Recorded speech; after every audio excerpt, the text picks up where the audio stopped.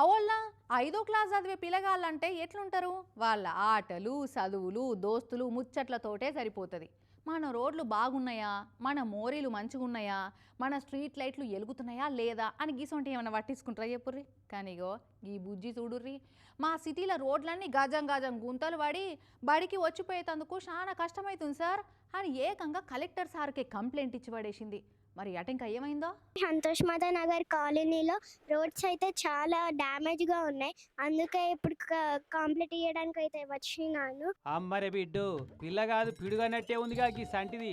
చదివేది 5వ క్లాసే గాని మా సిటీలో రోడ్లు బాగలేవు సార్, వెంటనే రిపేర్ చేపియండి సార్ అని చక్కగా పోయి సబ్ కలెక్టర్ సార్కి కంప్లైంట్ ఇచ్చింది గిట్లా.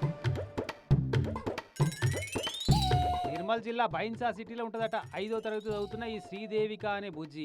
మరెవరైనా చెప్పే పంపించిర్రో తనకే ఇయ్యాలనిపించిందో గానీ నిన్న బైన్సా సబ్ కలెక్టర్ ఆఫీస్లో ప్రజావాణి ప్రోగ్రాం నడుస్తుంటే డైరెక్ట్గా పోయి సబ్ కలెక్టర్ సాకేత్ కుమార్ సార్కే రోడ్ల మీద కంప్లైంట్ రాసిచ్చి మా సమస్యను పట్టించుకోండి సార్ అని రిక్వెస్ట్ చేసింది.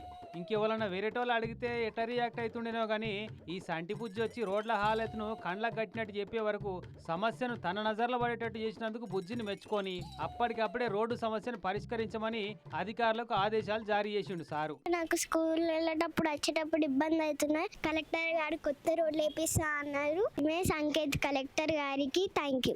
అమ్మో బుజ్జి తన లీడర్షిప్ క్వాలిటీస్ బాగానే ఉన్నాయి. పెద్దగైనాక పొలిటికల్ లీడర్ అవుతావా లేకుంటే ఏదైనా కంపెనీల టీం లీడర్ అవుతావా దేవిక బుజ్జి? మంచి పని చేసినావు. నువ్వు ఇట్లనే మీ ఊరి సమస్యలను అధికార నజర్లో పడేటట్టు చేయిగా. చూద్దాం ఇట్లనన్నా సమస్యలు తీరుస్తారో ఏమో మరి. कमिश्नर को डाल दो, सर मेरे लिए 6%